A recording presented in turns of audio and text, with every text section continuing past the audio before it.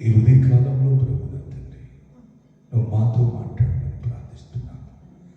నీవు మాట్లాడితే మేము బతకగలం ప్రభు, నీవు మాట్లాడితే మేము జీవించగలం. యేసయ్య నీ కృప లేకపోతే ఒక్క క్షణం కూడా జీవించగలం. నా తండ్రి 2024 ఈ ఫిబ్రవరి 29వ తారీఖు మరి నెక్స్ట్ ఆయన వేసిన అతని మార్చి నెలలో ప్రవేశపెట్టుకోవచ్చు. దేవుడు ప్రభు నా తండ్రి నీ దాసుని మరుగు చేసి నాతో నీ వీళ్ళతో మాట్లాడండి. అనేక వాక్యం ద్వారా బలపరచబడి నా తండ్రి నీ కృపను పొందుకునే వాక్యం దయచేయండి.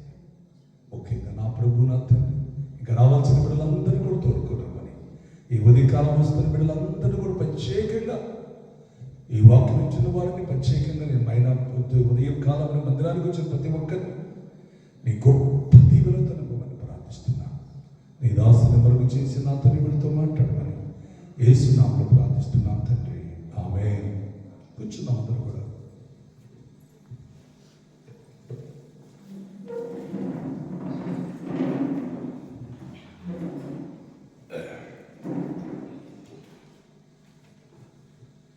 పరిశుద్ధ గ్రంథములోంచి ఎఫెసీ రాసిన పత్రిక 4వ అధ్యాయం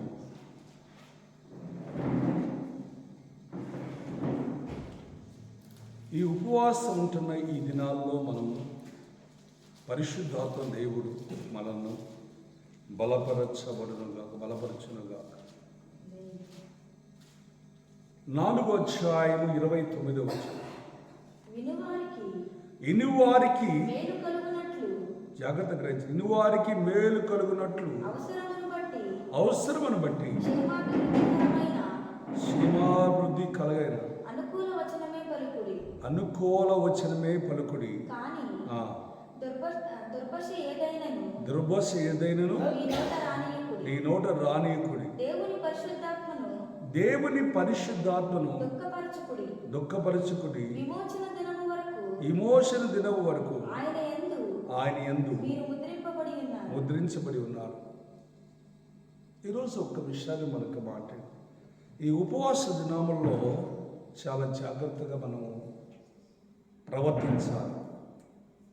ఈ ఉపవాస దినాలు ఎక్కువ అపవాది మనని శోధిస్తూ ఉంటుంది. అపవాది ఎక్కువ శోధిస్తూ ఉంటుంది. అపవాది ఎలా దూరిద్దంటే మనం అనుకోవచ్చు, అపవాది బయట నుంచి దూరిద్దేమో, బయట వాళ్ళలో దూరిద్దేమో, వాళ్ళ నుంచి మనకి సమస్యలు వస్తాయో అనుకుంటే అది కరెక్ట్ కాదు. అది మన ఇంటి వాళ్ళలోనే దూరచ్చు. ఒక్కళ్ళ గట్ట పరిశుద్ధత కలిగి ఉన్నప్పుడు, పరిశుద్ధాత్మ కలిగి దేవుని వాక్యానుసారంగా జీవిస్తున్నప్పుడు ఇంకొకళ్ళలో దూరి నిన్ను కూడా అపరితపరచడానికి ప్రయత్నము చేస్తుంటుంది. ఒక విషయాన్ని రోజు జ్ఞాపకం చేసుకోవాలి. మన ఎమోషన్ దినము వరకు కూడా మనము కాపాడబడాలి. ఎప్పుడు కూడా మనం కాపాడుకోవాలి. మన పరిశుద్ధతను మనం కాపాడుకోవాలా, మన పరిశుద్ధాత్మను మనం కాపాడుకోవాలి. మరొకసారి ఆ మాట చదవండి మరొకసారి. వినువారికి జాగ్రత్త గ్రహించండి. ఇనువారికి మేలు కలుగునట్లు అవసరాన్ని బట్టి చుండి క్షేమాభివృద్ధి కొరకు అనుకూల వచనమే పలకాలి. అర్థమవుతుందా? ఇప్పుడు మనం బయట వాళ్ళతో మాట్లాడుతుంటాం, ఇంటితో మాట్లాడుతుంటాం, ఎవరితో మాట్లాడుతున్నా కూడా ఆ వ్యక్తికి క్షేమాభివృద్ధి కొరకే మనం మాట్లాడాలి. ఆ బిడ్డకి మేలు కొరకు వస్తున్నాయి మాట్లాడాలి. ఎలాంటిది కూడా మనకు కీడు కానీ అభివృద్ధిపోయింది కానీ మాట్లాడకూడదు. మాట్లాడితే ఏం జరిగింది మనకి? అక్కడే రాయబడింది కదా, చదవండి. దేవుని యొక్క పరిశుద్ధాత్మను దుఃఖపరచుకొని. మనలో చిన్న అపరితమైన మాట వచ్చిందంటే అదేంటి తట్టుకోలేకపోతాం. ఇంట్లో ఉన్న సమస్యలు పెట్టి తట్టుకోలేకపోతున్నాం. ఎదురు మాట్లాడొద్దు అంటారు, మంచి మాట మాట్లాడమంటారు, బాగానే ఉంది. కానీ రెచ్చబెడుతున్నాడు కదా ఎవరు? అపవాది. యేసు ప్రభుని సిలువ మరణం అంతవరకు కూడా, సిలువలో ఉన్నప్పుడు కూడా రెచ్చబెట్టాడు వాడు. అవునా కదా? ఆ సిలువలో ఉన్నప్పుడు కూడా రెచ్చబెడుతున్నాడు. ఇద్దరు దొంగల్లో కూడా మరొక దొంగ మాట్లాడుతున్నాడు, ప్రభువా నువ్వు రక్షించుకొని మమ్మల్ని కూడా రక్షించరాదా? అక్కడ ఆయన ఏం మాట్లాడలేదు, పక్కన వ్యక్తి మాట్లాడుతున్నాడు. ఊరుకోండు. మనం చేసిన తప్పిదములకు, మనం చేసిన ఈ ఘోరమైన పాపాలకి మనకి ఈ శిక్ష కాదు, ఇంతకంటే ఎక్కువ వేసినా మనకి స్వామి నువ్వు దేవునికి భయపడవా? ప్రభు నీ రాజ్యం వచ్చినప్పుడు నా ఒక్కసారి జ్ఞాపకము నాతో కూడా పరదేశంలో ఉందన్నాడు. అవును, ఆయన మంచి చూడండి, అవతలి వ్యక్తికి జవాబు ఇవ్వలేదు. ప్రభు నువ్వు రక్షించుకొని మమ్మల్ని కూడా రక్షించరాదా అన్నప్పుడు అవతలి వ్యక్తికి జవాబు రాలేదు. కానీ తను దేవుడనే గుర్తించాడు. ప్రభు నీ రాజ్యం వచ్చినప్పుడు నన్ను ఒకసారి జ్ఞాపకము చేసుకో ప్రభు అని అడిగాడు. అడిగినప్పుడు నాతో కూడా పరదేశంలో ఉందన్నాడు. అర్థమవుతుందమ్మా? శుభవచనమే మాట్లాడాడు. అందుకోసం దేవుని పరిశుద్ధాత్మను దుఃఖపడకని యుద్ధం. ఎక్కడుంది పరిశుద్ధాత్మ? పరిశుద్ధాత్మ ఎక్కడున్నాడు? ఏమంటే హైదరాబాద్లో ఉన్నాడా, విజయవాడలో ఉన్నాడా, లేకపోతే ఆకాశంలో ఉన్నాడు? ఎక్కడున్నాడు? అమ్మా, మనలోనే ఉన్నాడు. అదేంత పరిశుద్ధాత్మ మనలోనే ఉన్నాడు. గట్టిగా చేద్దామా? పరిశుద్ధాత్మ ప్రతి ఒక్కరిలో, ఇక్కడ రక్షించబడిన ప్రతి ఒక్కరిలో ఉన్నాడు. అందుకోసమే ఆత్మను సల్లార్చుకుడి. పరిశుద్ధాత్మను ఏమాత్రమును సల్లార్చు. నీ వలన దేవుని యొక్క ఆత్మ, పరిశుద్ధాత్మ మహిమ పొందునుగాక. నీ వలన పరిశుద్ధాత్మ మహిమ పొందునుగాక. అందుకోసం బైబిల్లో ఇంకొక విషయాన్ని నేను చాలా జాగ్రత్తగా గ్రహించాలి. చాలా విషయాలు రాయబడి. యెషయా గ్రంథము 63 అధ్యాయం 10వ వచనం. 63:10. 63 అధ్యాయం 10వ వచనం.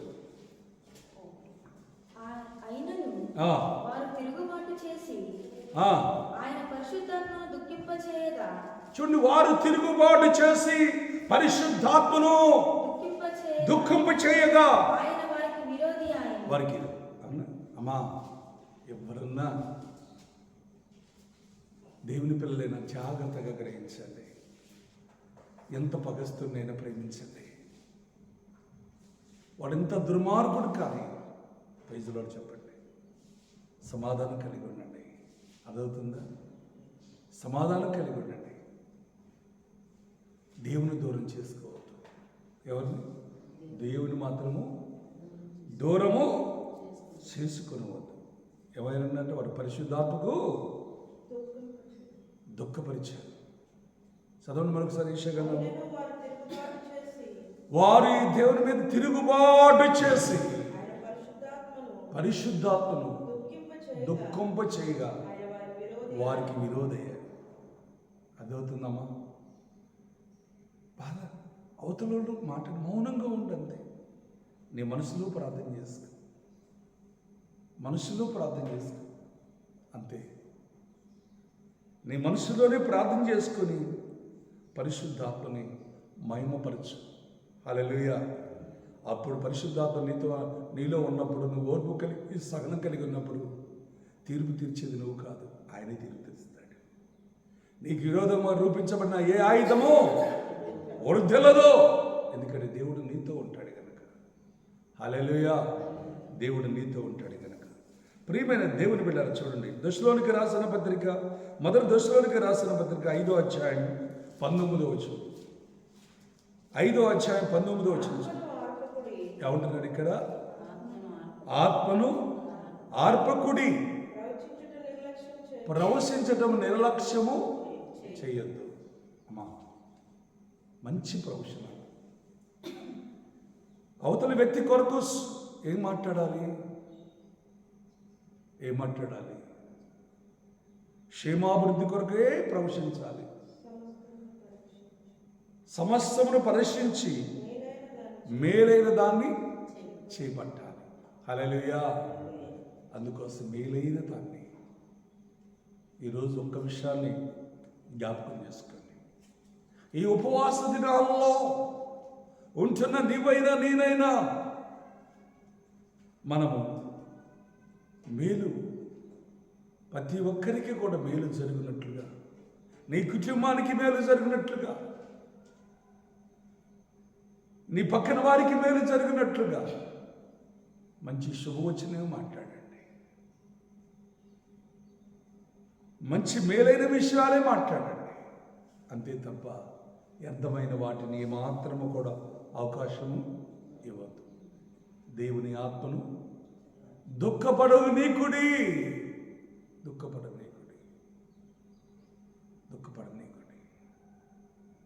మనం ఎప్పుడు కూడా పరిశుద్ధాత్మను దుఃఖపడనివ్వద్దు.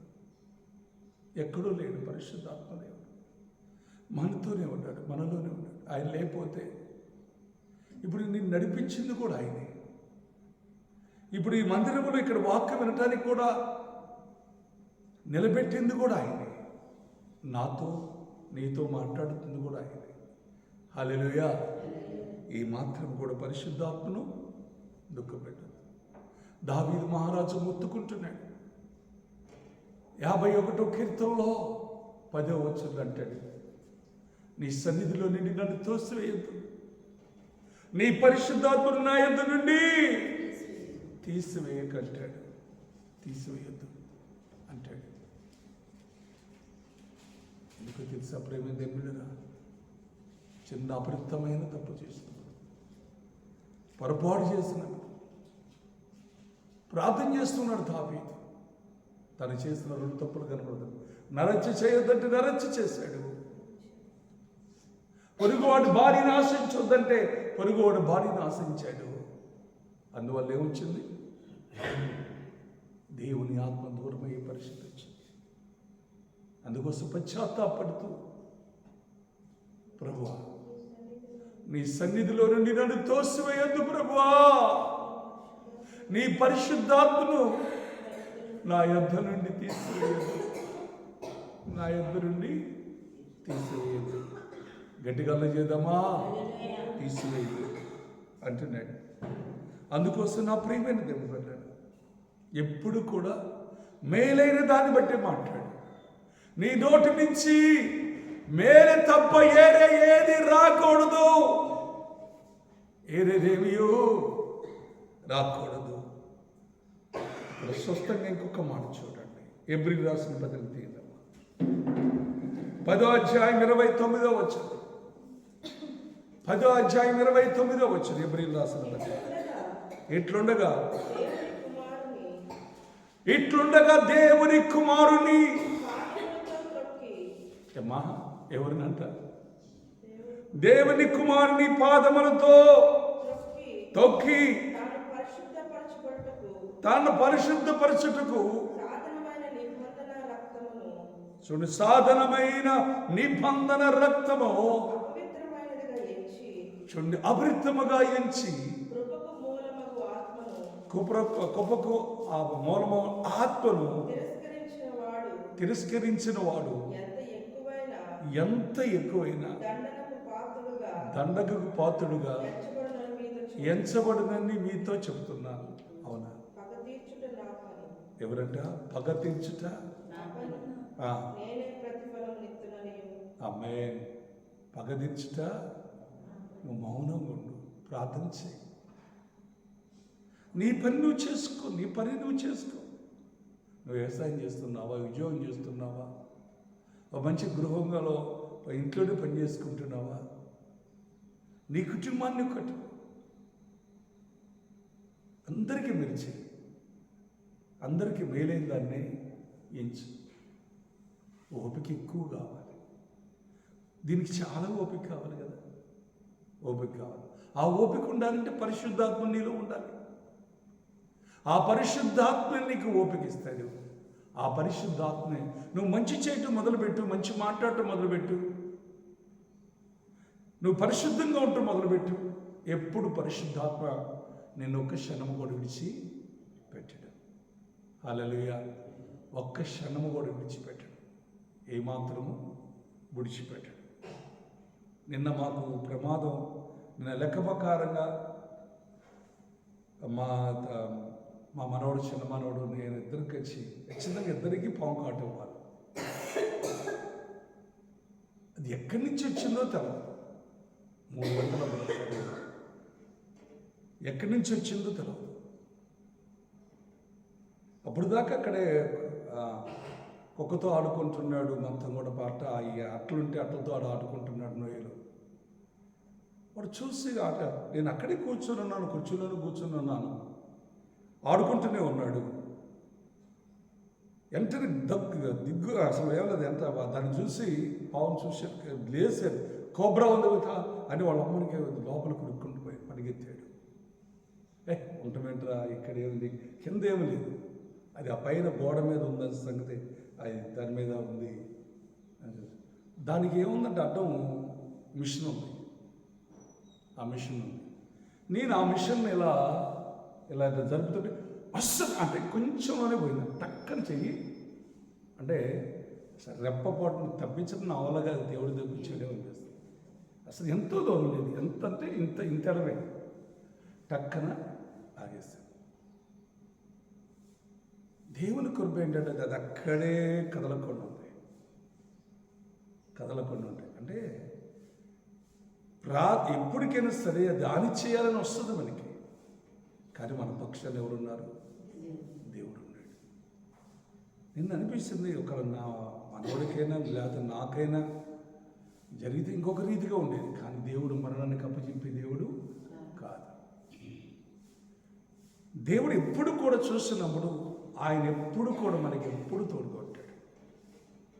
అందుకోసం ఇశ్రాయేలు కాపాడువాడు కొనుక్కుడు నిద్రపోడు, మనమన్నా పడుకో. నేనైతే ఎన్నిసార్లు లేస్తాను, ఇవాళైతే అసలు నిద్రైపోవాలి సరిగా. నా ప్రియమైన దేవుడు కదా, ఒక్క విషయాన్ని మనం జ్ఞాపకం చేస్తాను. పరిశుద్ధాత్మ ఎప్పుడు మనలో ఉన్నప్పుడు మన ఆరాటం అంతా కూడా దేవుని మయపరచాలి. దేవునికి ఇష్టమైన బిడ్డగా ఉండాలి. ఎవరు ఏదనుకున్నా దేవునికి మహిమకరంగా ఉండాలి. దేవునికి మహిమకరంగా జీవించాలి. దేవునికి ఇష్టమైన జీవితాన్ని మనం ప్రారంభించాలి. ఇష్టమైన జీవితాన్ని. అందుకోసం నా ప్రియమైన దేవుడు ఆత్మను చల్లార్చుద్దు.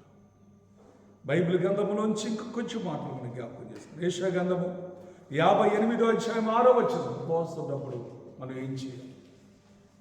ఉపవాసం ఉంటున్నప్పుడు జాగ్రత్తగా గ్రహించాలి.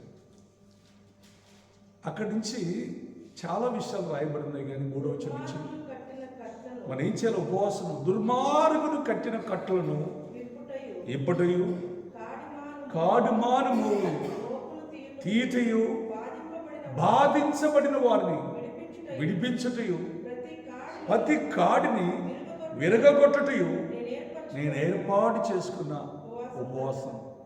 ఇలా చేస్తే మనం ఎలా ఉంటుందో తెలుసా? అక్కడ 9వ వచనం రాయబడింది, నువ్వు పిలువుగా యెహోవా ఉత్తరం. చిన్న ప్రార్థన చేసిన యేసయ్యా అనగానే వెంటనే నా కుమారుడికి నేనే అమ్మ ఇక్కడే ఉన్నానంటాడు. అర్థమైంది? మేలు చేయి. ఏం చేయాలి మనం? మేలు చేయాలి. హల్లెలూయా. నువ్వు మేలు చేయి. నువ్వు మేలు చేస్తే నీకు ఆశీర్వాదం. వెంటనే నువ్వు దేవుని ప్రభువా అని పిలవగానే దేవుడు వెంటనే నీకు ఉత్తరం ఇచ్చును గాక.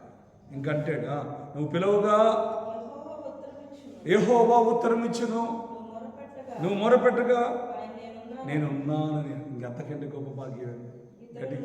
గట్టిగా సపోర్ట్ కూడా దేని మేము పడదామా? ఇంకంతకంటే గొప్ప భాగ్యం ఏది లేదు. అక్కడ అంటాడు, ఇతరులు బాధించటయు, ఏలు పెట్టి చూపి తిరస్కరించటయు, చెడ్డదాన్ని బట్టి మాట్లాడటయు నువ్వు మాని ఆశించిన దాన్ని ఆకలి ఉన్న వాడికి పెట్టాను. అదండి ఏం చేయాలమ్మా? ఉపవాసం అంటే మామూలు విషయం కాదు. అర్థమవుతుందా స్పీకర్ బ్రదర్? అర్థమవుతుందా వాక్యం? హల్లెలూయా.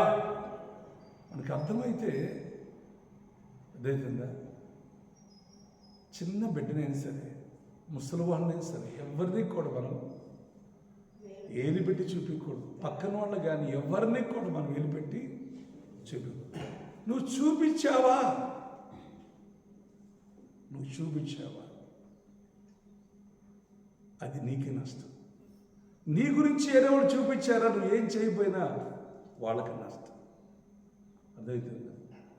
నువ్వు మౌనంగా ఉండి ప్రార్థన చేసుకో. అంతవరకు అయ్యా నేను అనలేదంటే అనలేదు, అవునంటే అవును, కాదంటే కాదు. తీర్పు తీర్చేది ఎవరు? నేనే అంటున్నాడు. అక్కడ అంటున్నాడు, ఇంకా చెప్పు, ఆశించిన దాన్ని ఆకలి కొన్న వారికి పెట్టి, శ్రమపడిన వారిని తుప్పిపరచబడినలా నీ చీకటిలో నీ వెలుగు ప్రకాశించునుగా, అంధకారం నీకు మధ్యాహ్నం వలె ఉండునుగా. గట్టికి సపటి కూడా తిరిగిపోదామే. అంధకారము నీకు మధ్యాహ్నం వలె ఉండునుగాక. హల్లెలూయా, హల్లెలూయా, హల్లెలూయా. ఎప్పుడు దేవుని దుఃఖపరచొద్దు. పరిశుద్ధాత్మను ఏమాత్రమును దుఃఖపరచొద్దు. ఎప్పుడు కూడా దేవుని ఆత్మచేత నింపబడుతురుగాక. దేవుని ఆత్మ అంటే సపట్టు కొట్టే దేవుని ఆత్మ కాదు, గంతులేసేది కాదు. పశ్చాత్తాపం కలగజేసేదే నిజమైన పరిశుద్ధాత్మదే. అర్థమవుతుందా? పరిశుద్ధాత్మ దేవుడు నీతో మాట్లాడుతున్నప్పుడు మనలో లోపాలన్నీ తీసే దాన్ని ఒప్పిస్తున్నప్పుడు అదే నిజమైన పరిశుద్ధాత్మ. అర్థమైందా? గంతులేటివి వేరు, గంతులేటివి వేరు, ఆనందించటం వేరు. ముందు మనలో రావాల్సింది ఏంటి? పశ్చాత్తాపం రావాలి. మనలో పశ్చాత్తాపం రావాలి. పశ్చాత్తాపం కలిగి ఉండాలి. నాకు ఒక్కోసారి నేనే అనుకుంటా నాకు ఒక్కోసారి వచ్చిన సమస్యలకి, నాకు వచ్చిన వీటికి ఎక్కడికి వెళ్ళిపోతే బాగేమో అనుకుంటా. ఎక్కడికి వెళ్తావు? దేవుడు ఇంత భారమైన పని ఇచ్చాడు, ఇంత భారమైన పని ఇచ్చాడు. ఇంత భారమైన పని ఇచ్చినప్పుడు దేవుడు నన్ను చూస్తున్నప్పుడు మళ్ళీ నేను వదిలిపెట్టిపోతే ఏమైపోద్ది అంటే, సాతాను నన్ను ఏం చేస్తుందంటే నన్నే అసలు సేవ చేయకుండా వాడు వెళ్ళిపోయేటట్టు చేస్తుంది. కానీ పరిశుద్ధాత్ముడు ఆలో ఉండి బోధిస్తూ నిలబెడుతున్నాడు. అదేందా? ఆయన నిలబెట్టపోతే నేను నిలబడలేము. ప్రేమని నిలబడి వీటన్నిటినీ తట్టుకోవాలి. వీటన్నిటినీ తట్టుకొని నిలబడితేనే. ఎప్పుడు దాకా నిలబడాలి? ఎఫెసీ రాసిన పత్రిక 4:30 చదవండి. దేవుని పరిశుద్ధాత్మను దుఃఖపడనీకుడి, విమోచన దినం వరకు. చదవండి అక్కడ. దేవుని పరిశుద్ధాత్మను దుఃఖపరచనీకుడి, విమోచన దినం వరకు ఆయన యందు మీరు ముద్రింపబడి ఉన్నారు. ఆమె ఎప్పుడు దాకంటమ్మా? విమోచన దినం, పరలోకమునికి ఎత్తబడేంత వరకు కూడా ముద్రించబడ్డా. గట్టికి సపోర్ట్ కొడితే మేము యేసు రక్తం చేత ముద్రించబడ్డావు కనుక నువ్వు ఎన్ని తుఫానులు వచ్చినా, ఎన్ని చుడిగాళ్ళు వచ్చినా, ఎన్ని ఇబ్బందులు వచ్చినా నువ్వు భయపడాల్సిన అవసరం లేదు. శత్రువుకు మిస్సకు వాళ్ళకి అగ్నిగుండం వారికి వచ్చింది. రాజా, మేము అగ్నిగుండంలో పడడానికి ఇష్టమే. మా దేవుడు అగ్నిగుండం నుంచి కూడా రక్షించగల సమర్థుడు. ఒకరు రక్షించకపోయినా మేము మాత్రం పెద్ద మొక్క మాత్రము మొక్కము. అగ్ని గుండములో నుంచి కూడా దేవుడు రక్షించాడు. హల్లెలూయా. ఎందుకంటే నువ్వు కరెక్ట్గా ఉండు, నువ్వైనా నేనైనా అగ్ని పరీక్షల్లో నుంచి నేను రక్షించునుగాక, నేను రక్షించునుగాక, నేను రక్షించునుగాక. హల్లెలూయా, హల్లెలూయా. నా ప్రియమైన బిడ్డ, ఎప్పుడు పరిశుద్ధాత్మను దుఃఖపరచనీకొని ఇమోషన్ దినం కొరకు దాకా ఏం చేయాలి? ముద్రించబడి ఉన్నారు. చూడండి, ఒక్క మాట చదవండి ప్రేమేంద్ర బిడ్డరా. ఎబిసి రాసిన పత్రిక 1వ అధ్యాయం 7వ వచనం చదువు. ఎబిసి రాసిన పత్రిక 1వ అధ్యాయం. దేవుని కృపామైశ్వర్యమును బట్టి, దేవుని యొక్క కృపావాక్ష్యములను బట్టి నా ప్రియుని యందు ఆయన రక్తము వలన, ఆయన యొక్క రక్తము వలన మనకు విమోచనము, మన విమోచనము అనగా మన అపరాధములకు మనకి క్షమాపణ కలిగి ఉన్నది. ఆమేన్.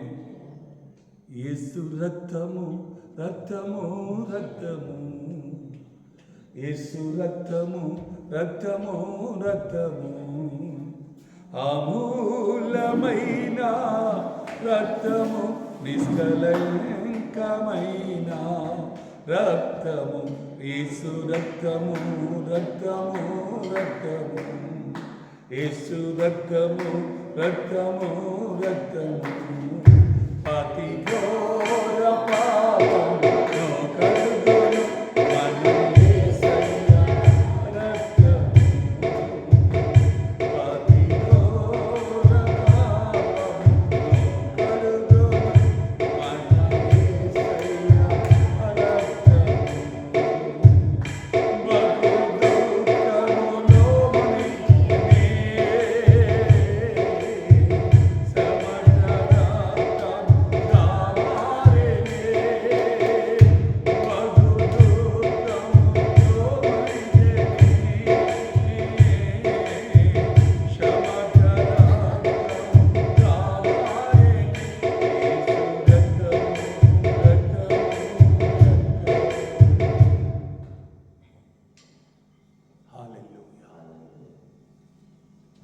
మన ఎంత పాపం ఉన్నా అటన్నిటి నుంచి మన కడిగి పరిశుద్ధపరిచి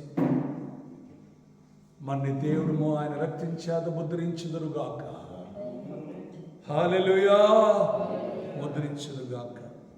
బైబిల్ గ్రంథంలో నా ప్రియమైన దేవుడు చాలా విషయాలు రాయబడి.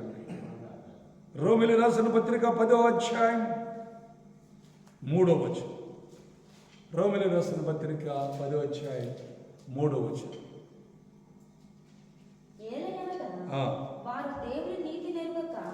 కొంతమంది దేవుని యొక్క నీతిని ఎరగక తన స్వనీతిని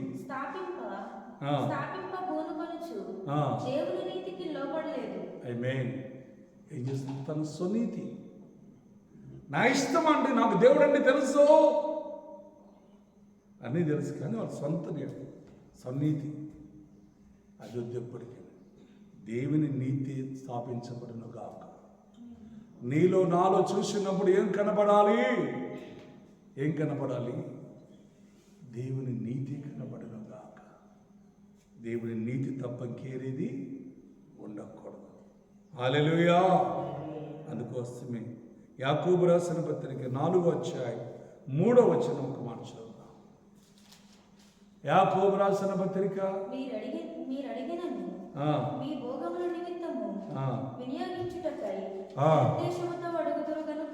చూడండి, ఏమన్నా అడుగుతున్నప్పుడు దేనికోసం అడుగుతున్నావు అంత దేవుణ్ణి? ఈ లోకములో ఈలో ఏమి తిందమా, ఏమి తాగుదామా, ఏమి ధరించుకుందామా, ఈ అడుగుతున్నాం.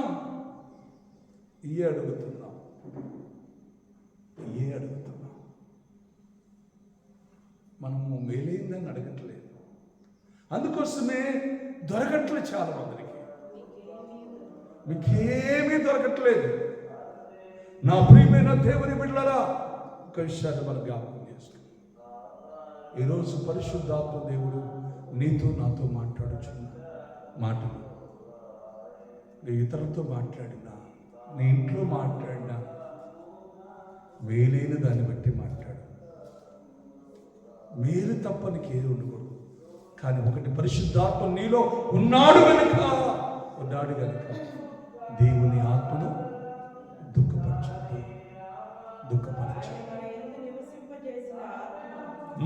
ఆయన మన యందు నివసింపచేసిన దేవుని యొక్క ఆత్మ మత్సరపడినంతగా ఆపేక్షించాలి. లేఖనం చెబుతుంది. ఆయన ఎక్కువ కృపనిచ్చును. దేవునికి స్తోత్రం కలుగును. ఈ రోజు నుంచి దేవుని ఆత్మ మత్సరించబడేంతగా నువ్వు పరిశుద్ధంగా ఉండాలి. అదే మనోడు కూడా ఏం ప్రార్థన పడుతుంది, ఏ వాక్యం చూసినప్పుడు ఎంత ప్రార్థన కలిగి ఉంటుంది అంటుంటారు కదా. మేము అదే మనుషులు అన్నది వేరు, దేవుడు అనేది వేరు. దేవుడే పరిశుద్ధాత్మ మత్సరపడినంతగా మనము పొందుముగా గట్టిగా చేద్దామా. అలా ఉంటే ఆయన కృప అంతకంటే ఎక్కువ నీకు ఇచ్చునుగాక. నీలో చెప్పుడు ఎమోషన్ దినం వరకు నువ్వు పరిశుద్ధత కలిగి ఉండాలి. పరిశుద్ధాత్మను కాపాడుకుంటూ ఉండాలి. హల్లెలూయా.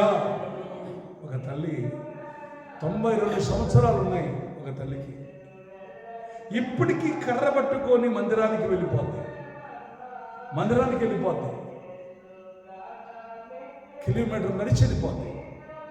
మళ్ళీ వచ్చేటప్పుడు మళ్ళీ కిలోమీటర్ నడుచుకోరమ్మా, బండి ఎక్కరాదమ్మా అంటారంట. లేదయ్యా, నాకు దేవుడున్నాడు, పరిశుద్ధాత్మ నన్ను నడిపిస్తున్నాడు. హల్లెలూయా.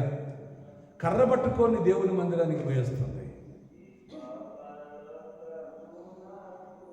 ఎన్నోసార్లు మరణం వచ్చిందంట.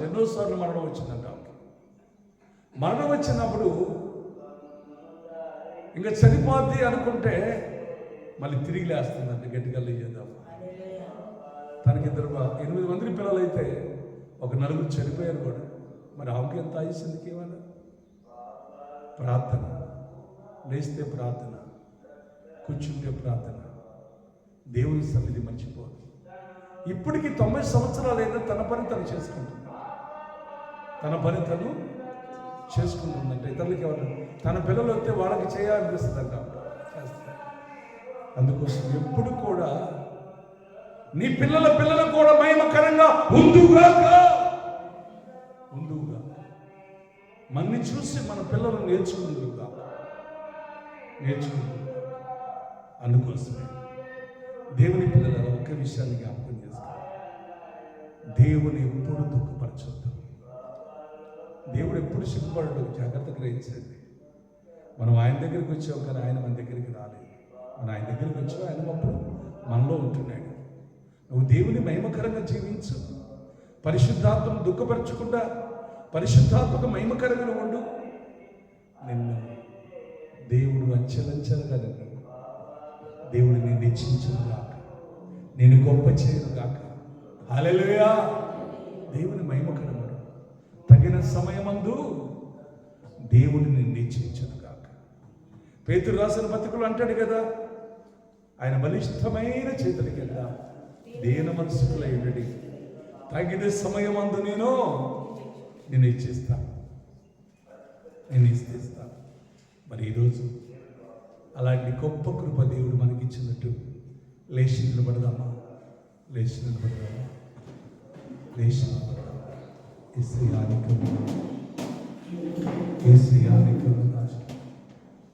యేసు ప్రభు ఆయన శిలువ మరణమంతగా తగ్గించుకొని ఆయన ఏ పాపము లేని వాడుగా ఉన్నాడు. ప్రభు, నేను దుఃఖపడుచున్నానేమో, నన్ను క్షమించయ్యా. నోరు తెరిచి ప్రార్థించు. దుఃఖపడుచున్నాను, నన్ను క్షమించండి ప్రభు. నేను బాధపడుచున్నానేమో, నన్ను క్షమించండి ప్రభు. నీ చిత్తములో నన్ను నడిపించను ప్రభు. నీ చిత్తములో నన్ను నడిపించు ప్రభు. నీ చిత్తములో నన్ను నడిపించు నా తండ్రి. నీ చిత్తములో మమ్మల్ని నడిపించు. ఆత్మ అల్పునార్పుకుడి అల్పునార్పొద్దు. నా ప్రియమైన దేవుని బిడ్డ, పరిశుద్ధాత్మ నీలోకి వచ్చినప్పుడు నీలో పశ్చాత్తాపం ఉంటుంది, నీలో పశ్చాత్తాపం ఉంటుంది. వ్యర్థమైన మాట్లాడుతున్నానేమో, నేను వ్యర్థంగా మాట్లాడుతున్నానేమో, నా నోటి నుంచి అమృతమైన యావన వస్తుందేమో, నన్ను క్షమించు ప్రభువా, నన్ను క్షమించు ప్రభువా అని ప్రార్థన చేసుకున్నాము. మా పరిశుద్ధుడైన నా తండ్రి యేసయ్యా, నీకు వందనాలు చెల్లిస్తున్నాను ప్రభువా. ఈ రోజు నుంచి నాయన నీ బిడ్డలు నీ వాక్యానుసారంగా జీవించే భాగ్యము దయచేయండి. నీ వాక్యానుసారంగా జీవించే భాగ్యాన్ని ప్రతి ఒక్కరికి అనుగ్రహించి మీరు మహిమ పొందమని, ఎన్నో వాక్యాన్ని వారి ఉదయం నీరు కట్టి ఫలింపచేసి మీరే కనుక మహిమ పొందుకోమని యేసు నామములో ప్రార్థిస్తున్నాం తండ్రి. ఆమేన్.